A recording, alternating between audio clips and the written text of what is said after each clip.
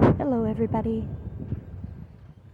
Well, I feel like I'm on the mend again. Still a little weak, but my voice is back. My bones don't feel like they're broken. They're a little stiff, but they don't have that sensation of breaking. And my heart's in good condition. Everything seems fine. Oh, there's an airplane.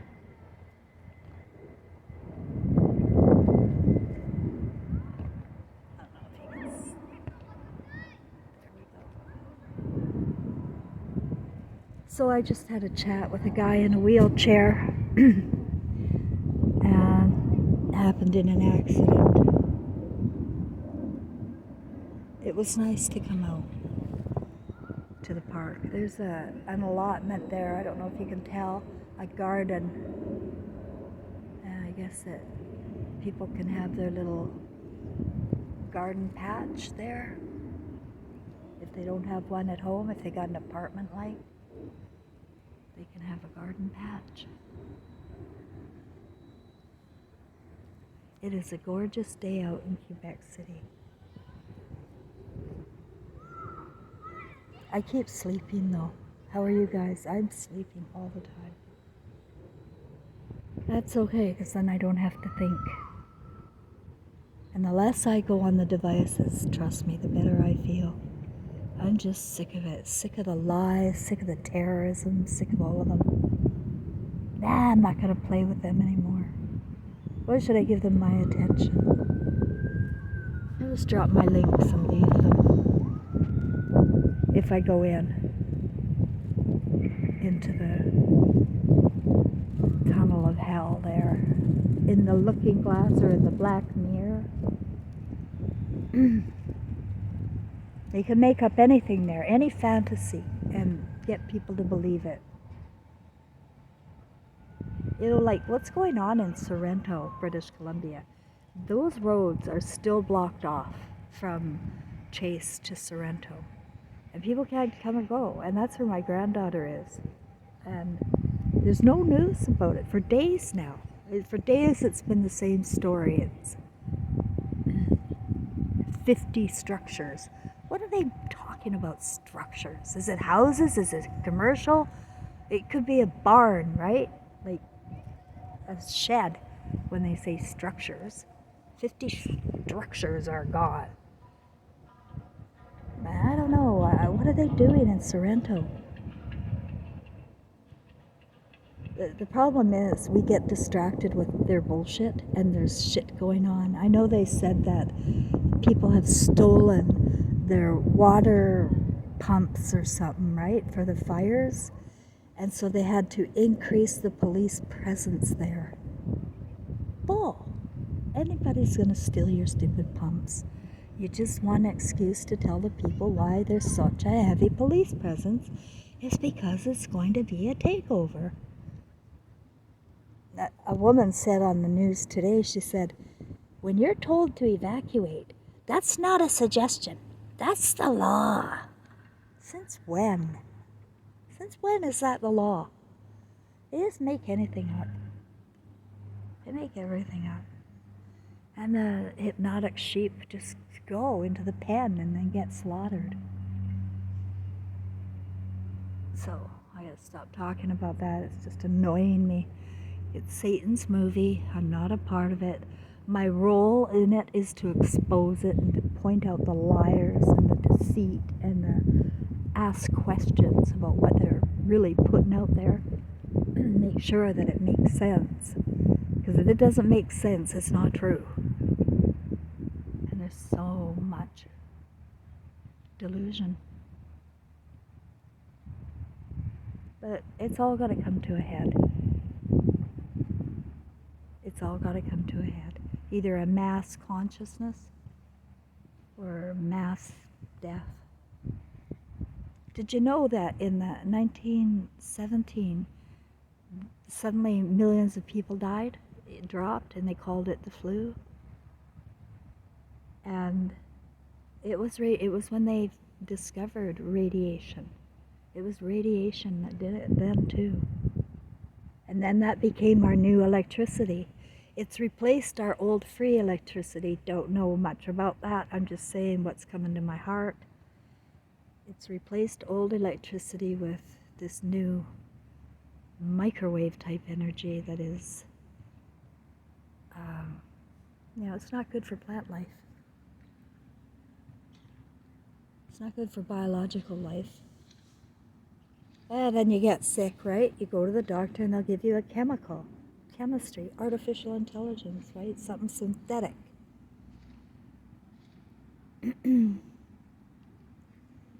To replace you. They're trying to replace you, your heart. And the more we go along with it, the more the children will go along with it. And the more the children go along with it, the deeper in we go. That's what I know. Hey everybody. I thought I would be able to do a video earlier, but I got caught up on what's going on in British Columbia. And I thought I'd be able to do a video called The Final Stage of Grief, Laughter. And I know that sounds very funny, but it's true. The final stage of grief is laughter, and I'll do a video on that maybe another time. Tomorrow, maybe. Right now, I noticed in the last several days that news is covering the same story all day long. Like nothing changes very quickly, right? And the same stories are being rehashed over and over, like 50 structures in West Kelowna. And that's where I'm from, West Kelowna. Well, what's a structure? A shed? And they're not being clear on where either, specifically. But worse is where my granddaughter lives. This is the area where I know they are very much rednecks. They have guns. They're farms, horse farmers. With my granddaughter's maternal family. And they're in the thick of it. They've been blocked off on all sides of the road, and they were evacuated. The last post she made was on August 19th. And it said, "We just finished moving our last load of horses. Thank you everyone for the messages. So far we are evacuated, but okay at this time. Trailers are hooked up if anyone needs help." So it sort of sounded like,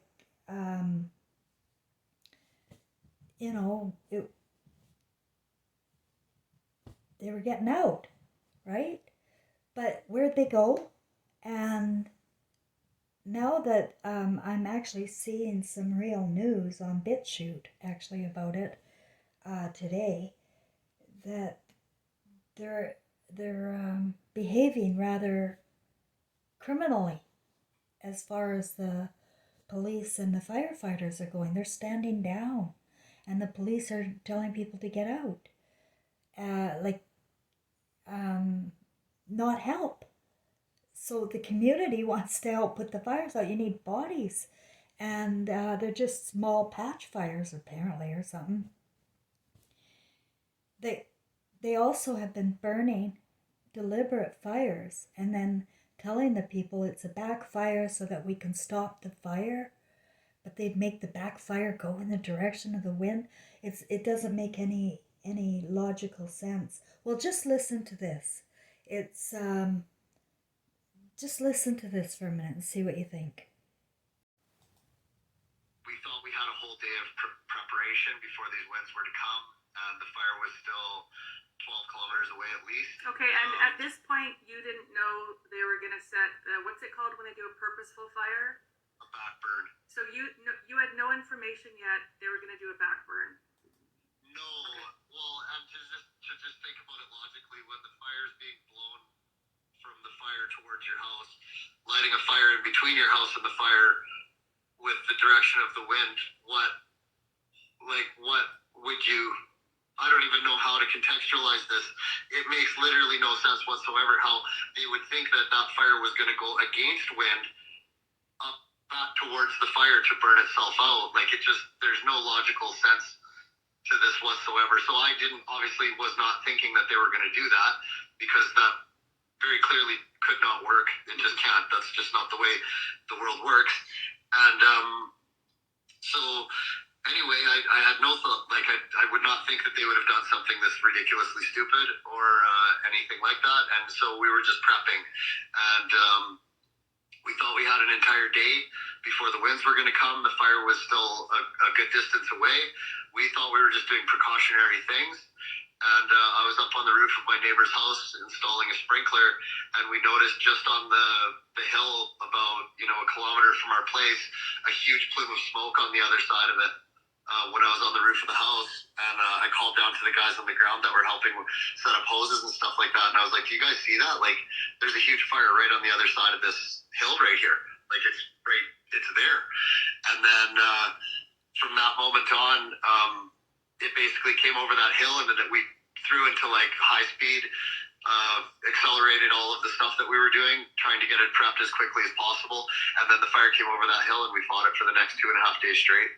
And then you found out somehow that the way they'd warned your area was through a piece of paper at a gas station. Nobody knocked on your door. Yeah, that was about, I don't know, maybe 7 or 8 kilometers from our house.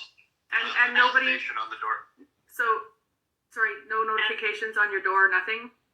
No. And the fire department was driving up and down the valley, and they didn't tell us. They didn't say nothing. And we only got confirmation about the back burn and the piece of paper probably about like 7 o'clock or something like that. Somebody had sent a picture to our neighbor's wife, and she showed us. All right, folks, we have some big news out of Canada.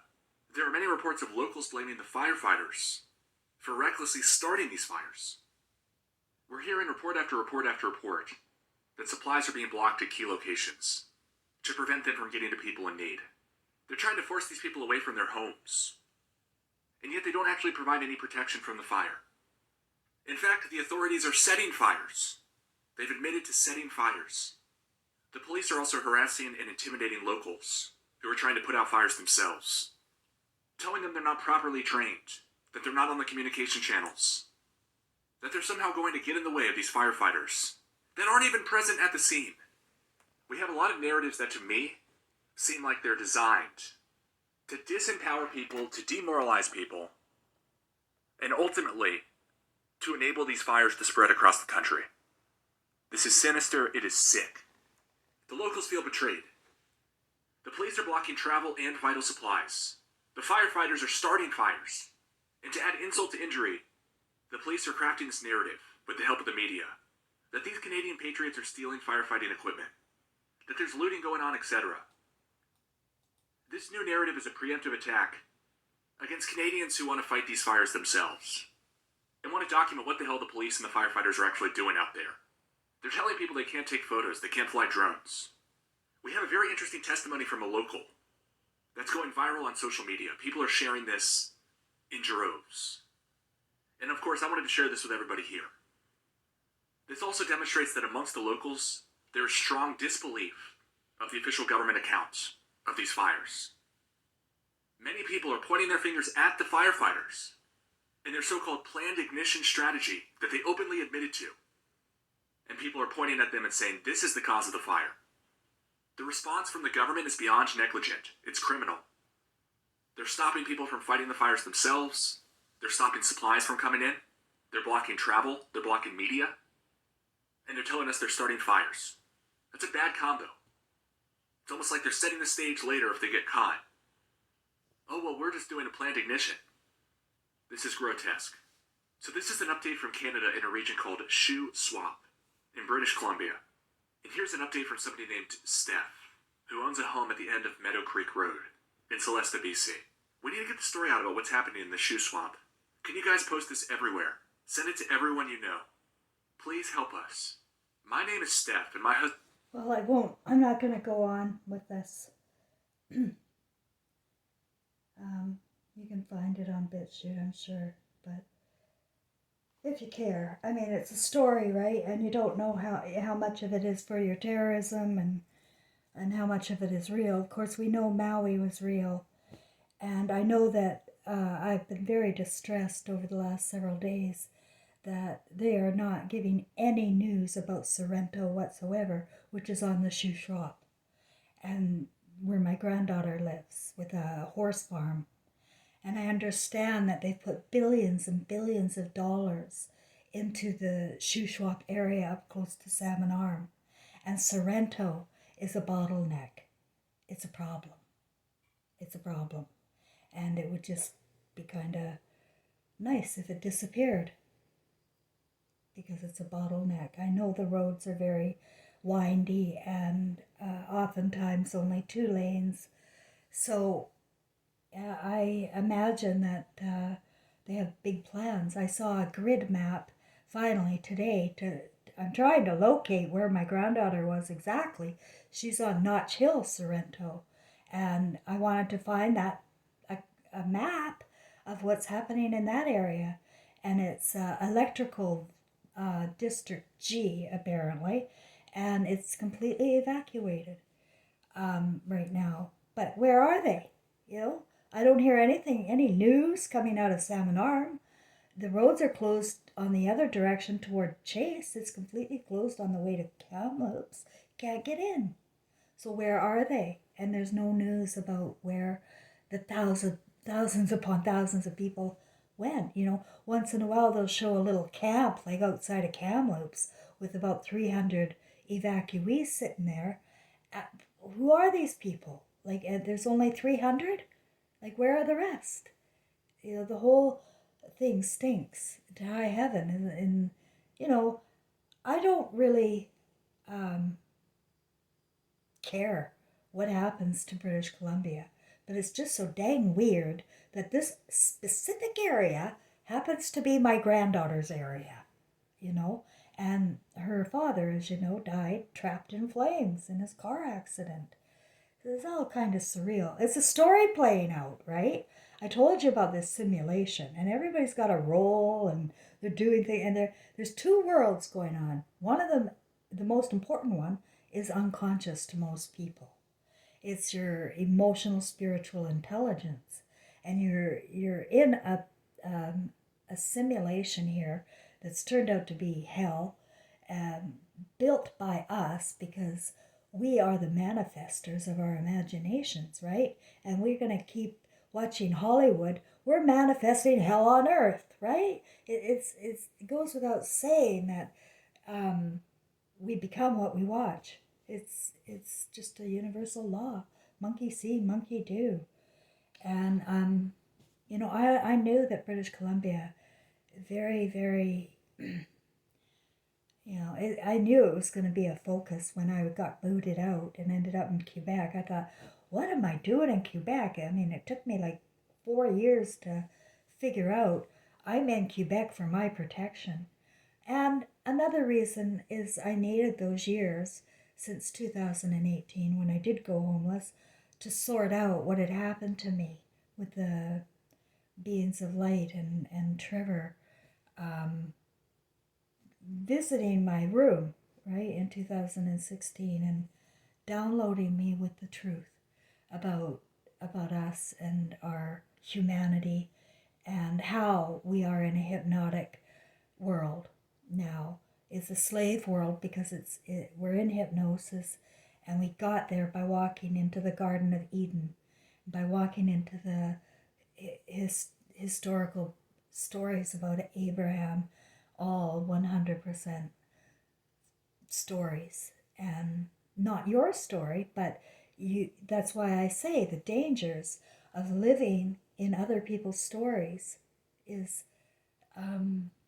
you know, it takes away your story, right? You don't know what your story is. So there she is, my granddaughter, in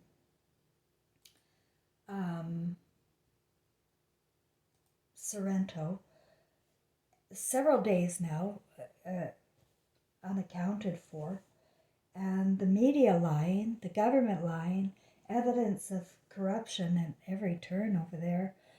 What are we going to think, right? So I don't know, I'm kind of torn. I did send her a text today. Frank actually suggested I send her a text, and I'm tired of reaching out to her and not hearing anything back. And then on the other hand, she may not be getting any of my messages. Her number may have changed a long time ago. Who knows? Also, on her Facebook, she completely ignores me if I ever do any likes or anything like that. So she's not interested in knowing me. But I'm interested in her story. You know, she's part of my thread. And I'm very interested in her story. I want you to know that, go back to the thing I was going to talk about, which was the final stage of grief is laughter. Any woman who's had a baby, for example, you know, childbirth is an extremely painful experience. And when I went through it, I thought, this is crap. This isn't going to happen again. This is horrible. Never. Who would ever do that to themselves? I was in labor for 72 hours for 3 days. So, and it was not fun. And, but within a week, after I'd healed up, I wanted to go and do it again, right? I had forgotten the pain, and it was just the joy that was left there in my heart. So we do that. We forget the pain. And you remember, on the other side, there is no time. And so to us, we may have chosen to come. And people are arguing with me quite frequently, saying, well, I would never have chosen to come here. Yeah, you would, because it seems like no time passes at all. You're going to go through some suffering, but you're also here for some other purpose that I don't know. Yeah, I only know my purpose, and that is to talk about the imagination being the manifester of our left brain. We're building a left brain here, which is empty at birth. We only have our right brain, our imagination, our senses, our connection to source. It's all on the right brain. The creator is on the right brain. And then with the creator, which is a woman's orientation, we are to build the left brain using comfort and joy and love. But that's wiped out when we walked into the Garden of Eden and we divided the genders. We completely screwed ourselves. So, was there anything else I wanted to add tonight? I know there's a few things that I missed. Oh, I know one thing. You know, with those beings of light, I've told you what happened. They came to my bed. They downloaded me for what seemed like an hour.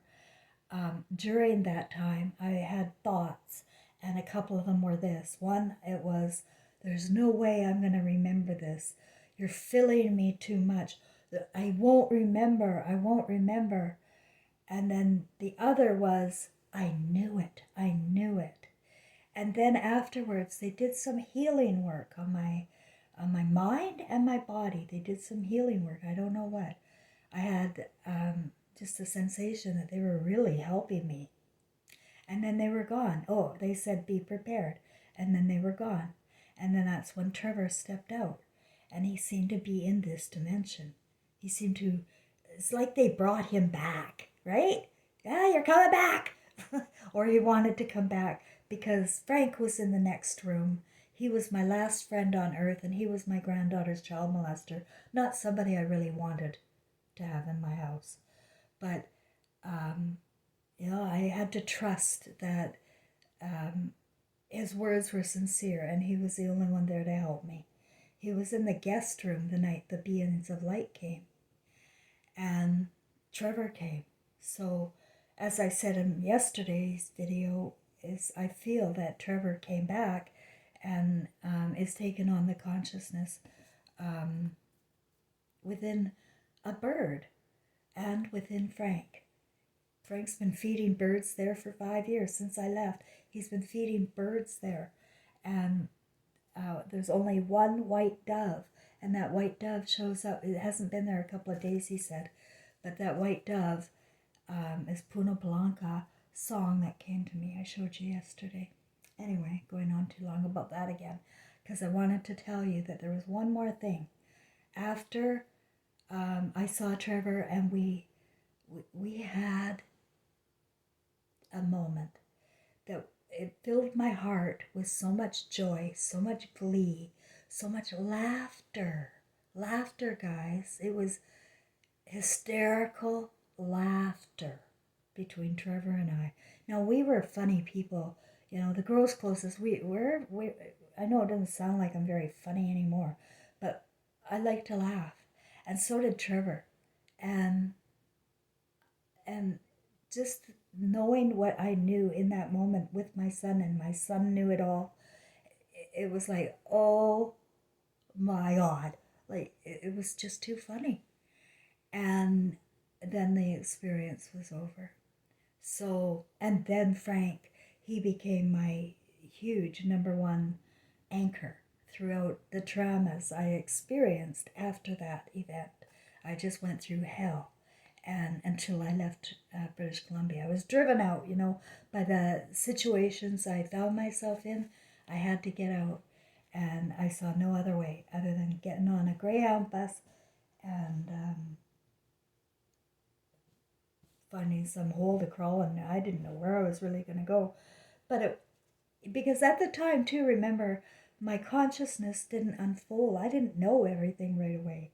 I needed this isolation in Quebec to work through my feelings and thoughts, and to connect dots, like with these past lives, like Gladys Love and Elvis Presley and Twin Flames, and how does that work with my dad and my son? Like, how does that all work? I had to really be alone in order to let it sort through, because we're so distracted by our family dramas and outside stories that we forget about the story going on in us. And I'm going through my story, and relaying it in as much explicit detail as I can, so that you can relate and know that we are not stupid people, and we are in a simulation. We're all playing a role. And the other thing everybody needs to really know is that we're recording our movies. Every lifetime is recorded, every one of them. And you're recording them from the beams in your eyes. Those lights are recording. And when you cross over, the lights leave that body. That name is gone. Your name is, you don't identify with that body once you're out. You don't. A lot of past life experience people have said the same thing. You just don't, that's not important body there. And it's true, because we have so many. And that's why I find it funny. There's a lot of near-death experience people who carry over their biblical teachings and trainings and have imaginations, like with people with names on the other side. Like, oh, and Jesus came up to me, and Mary, and I saw Mary and Jesus together, or, you know, and they told me this, you know. You know what might be happening is, because they did obviously get something out of their near-death experience, is that they're shown the answers by way of what they believe in. But honestly, we don't idolize people on the other side. And Mary wasn't a god, so why would she be there for you? Like, really? Like, what is this? That people, yeah, they don't know the difference between fantasy and reality. It's like lighting up fires. We're in the hottest spot in Canada, and we're gonna light these other fires to put out fires. Like, they're actually saying that because they got caught lighting fires. Yeah, it's quite a story, right? It's very funny. Funny story. But I don't feel very funny because I hate being lied to, I hate being manipulated, and I hate being distracted. And all they're talking about is Kelowna and maybe Yellowknife. But they're not talking about the area that is where the rednecks live, where the guns live, where the farms are, right close to Salmon Arm, where they're putting all that money in. So it's going to be a 15-minute city, I guess. I don't know what they're doing. Who cares? We're all going to laugh about this later. It doesn't feel like it, but we are going to laugh. In fact, I will tell you something. I'm already laughing at a lot of my story that if you like trauma, it was traumatic, but I laugh now. One of them was when I was getting married. You know, my mother was, she's my twin flame, I know now, but she interfered in everything with my life and tried to rain on every parade I had. She just really, really wanted to get me, right? All the time. And my wedding was no exception. So she showed up 40 minutes late, and we had to start the wedding because another wedding was coming a few hours later. So, and my wedding was at 11 a.m. So she wasn't there. She didn't show, wasn't there. So I started walking up the aisle, and all of a sudden she comes rushing in, and she looked horrible. She looked like a hag. She had this fake secondhand rabbit fur coat, and her hair was a horrible mess. My mother's face was always a mess because she had a condition with boils, like not acne, but real bad boils.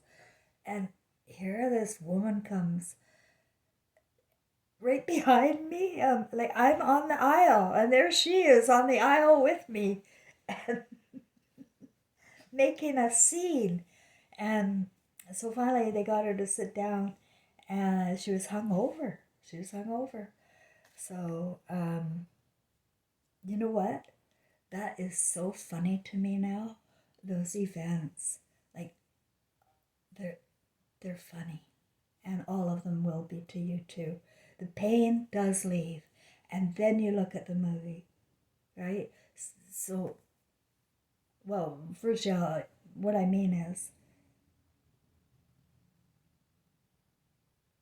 we all look at our life review, and it will be painful, right? It will be. But when you realize the unconditional love around you, and even your victims holding no, we don't hold any judgment on the other side.